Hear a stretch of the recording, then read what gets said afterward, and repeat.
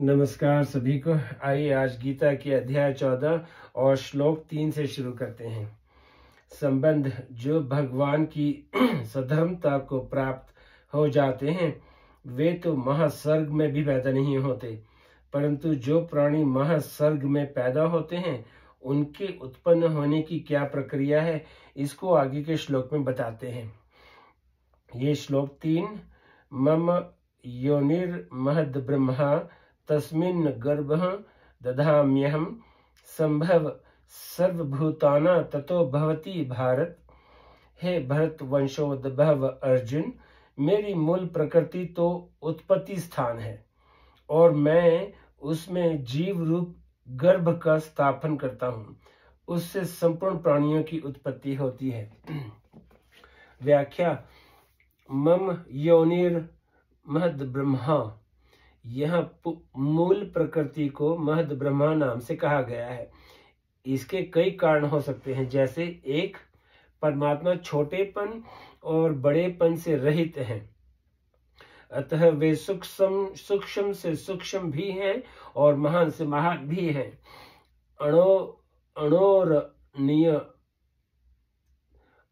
अणोरणीयान महत्तो महियान। श्वेतरोपनिषद।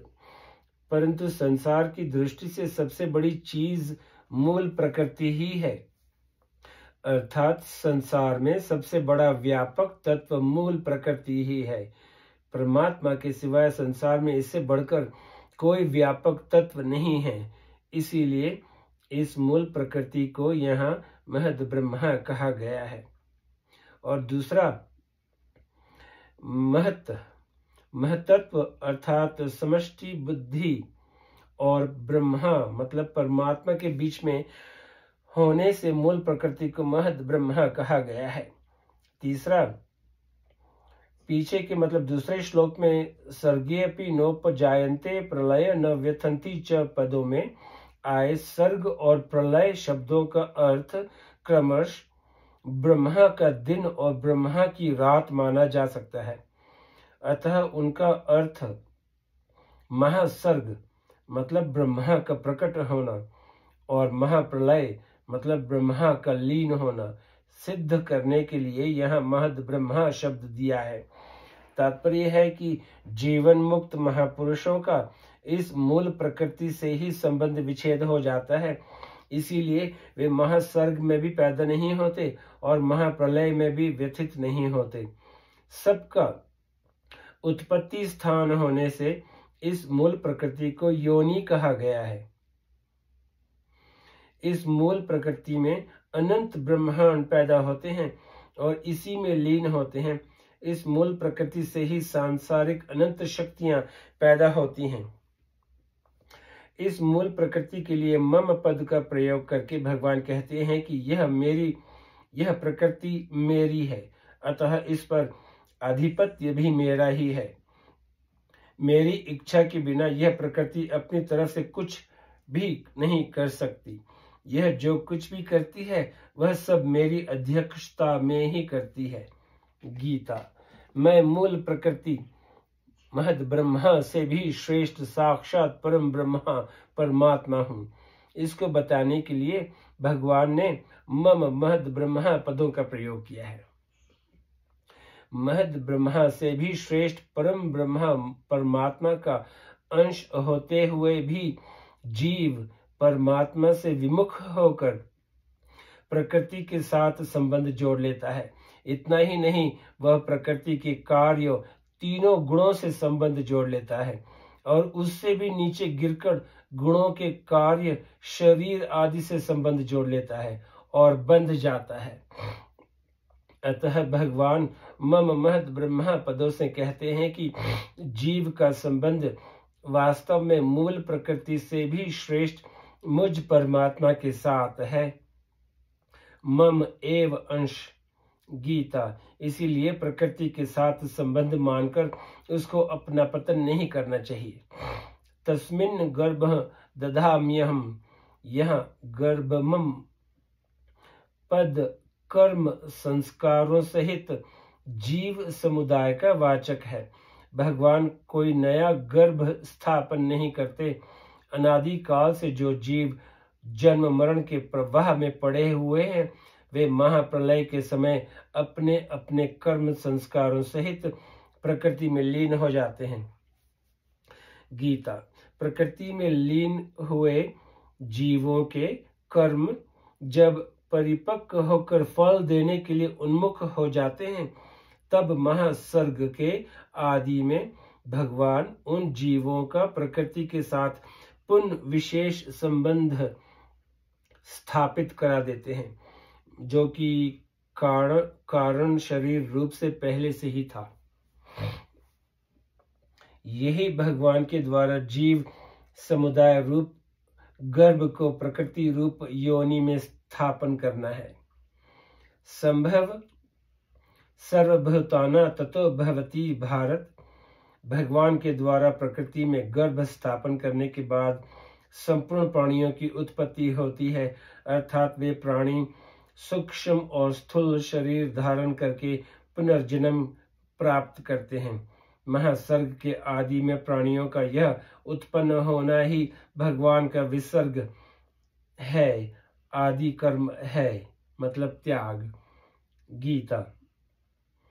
जीव जब तक मुक्त नहीं होता तब तक प्रकृति के अंश कारण शरीर से उसका संबंध बना रहता है और वह महाप्रलय में कारण शरीर सहित ही प्रकृति में लीन होता है। अब श्लोक 4 से शुरू करते हैं। समष्ट संबंध। पूर्व श्लोक में समष्टि संसार की उत्पत्ति की बात बताई। अब आगे के श्लोक में व्यष्टि शरीरों की उत्पत्ति का वर्णन करते हैं। ये श्लोक 4। सर्व योनिषु कौन्तेय मूर्तय संभवन्ति या तासा ब्रह्मा महघो निरह बीज प्रद पिता। हे कुंती नंदन, संपूर्ण योनियों में प्राणियों के जितने शरीर पैदा होते हैं, उन सब की मूल प्रकृति तो माता है और मैं बीज स्थापन करने वाला पिता हूं। व्याख्या। सर्व योनिषु कौन्तेय मूर्तय संभवन्ति या जरायुज, अंडज, स्वेदज और उद्भिज।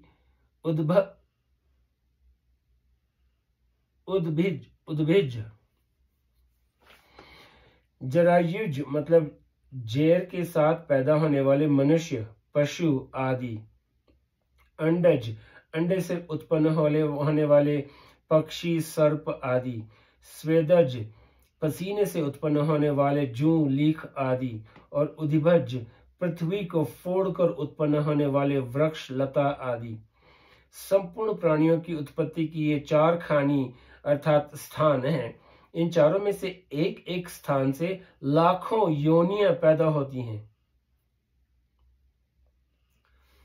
उन लाखों योनियों में से एक एक योनि में भी जो प्राणी पैदा होते हैं, उन सब की आकृति अलग अलग होती है। एक योनि में, एक जाति में पैदा होने वाले प्राणियों की आकृति में भी स्थूल या सूक्ष्म भेद रहता है, अर्थात समान आकृति किसी की भी नहीं मिलती। जैसे एक मनुष्य योनि में अरबों वर्षों से अरबों शरीर पैदा होते चले आए हैं, पर आज तक किसी भी मनुष्य की आकृति परस्पर नहीं मिलती। इस विषय में किसी कवि ने कहा है, पाग भाग वाणी प्रकृति, आकृति वचन विवेक, अक्षर मिलत न एक से, देखे देश अनेक। अर्थात पगड़ी, भाग्य, वाणी मतलब कंठ, स्वभाव, आकृति, शब्द, विचार शक्ति और लिखने के अक्षर, ये सभी 2 मनुष्यों के भी एक समान नहीं मिलते। इस तरह 84 लाख योनियों में जितने शरीर अनादि काल से पैदा होते चले आ रहे हैं, उन सब की आकृति अलग अलग है। 84 लाख योनियों के सिवाय देवता, पितर, गंधर्व, भूत, प्रेत आदि को भी यहाँ सर्वयोनिषु पद के अंतर्गत लेना चाहिए। तांसा ब्रह्मा महघो निरह बीज प्रद पिता। उपयुक्त 4 खानी अर्थात 84 लाख योनियां तो शरीरों के पैदा होने के स्थान हैं, पर उन सब योनियों का उत्पत्ति स्थान मतलब माता के स्थान में महद ब्रह्मा अर्थात मूल प्रकृति है। उस मूल प्रकृति में जीव रूप बीज का स्थापन करने वाला पिता मैं हूं। भिन्न भिन्न वर्ण और आकृति वाले नाना प्रकार के शरीरों में भगवान अपने चेतन अंश रूप बीज को स्थापित करते हैं। इससे सिद्ध होता है कि प्रत्येक प्राणी में स्थित परमात्मा का अंश शरीरों की भिन्नता से ही भिन्न भिन्न प्रतीत होता है। वास्तव में संपूर्ण प्राणियों में एक ही परमात्मा विद्यमान है। गीता इस बात को एक दृष्टांत से समझाया जाता है। यद्यपि दृष्टांत सर्वांश में नहीं घटता, तथापि वह बुद्धि को दृष्टांत के नजदीक ले जाने में सहायक होता है। कपड़ा और पृथ्वी दोनों में एक ही तत्व की प्रधानता है। कपड़े को अगर जल में डाला जाए तो वह जल के निचले भाग में जाकर बैठ जाता है। कपड़ा ताना और बाना से बुना जाता है, मतलब लंबा धागा और आड़ा धागा। प्रत्येक ताने और बाने के बीच में एक सूक्ष्म छिद्र रहता है। कपड़ों में ऐसे अनेक छिद्र होते हैं।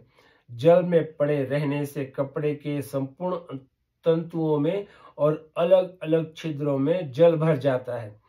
कपड़े को जल से बाहर निकालने पर भी उसके तंतुओं में और असंख्य छिद्रों में एक ही जल समान रीति से परिपूर्ण रहता है।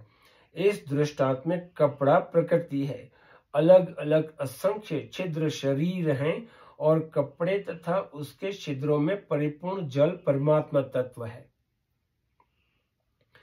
तात्पर्य यह है कि स्थूल दृष्टि से तो प्रत्येक शरीर में परमात्मा तत्व अलग अलग दिखाई देता है, पर सूक्ष्म दृष्टि से देखा जाए तो संपूर्ण शरीरों में, संपूर्ण संसार में एक ही परमात्मा तत्व परिपूर्ण है।